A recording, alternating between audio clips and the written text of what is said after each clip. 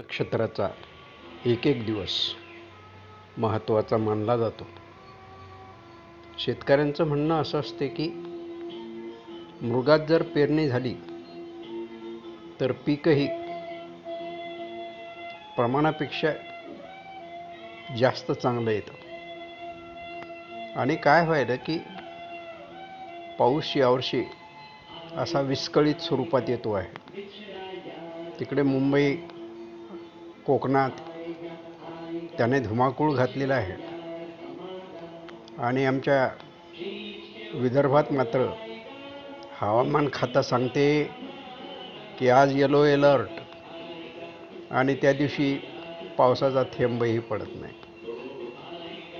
काय व्हायलं?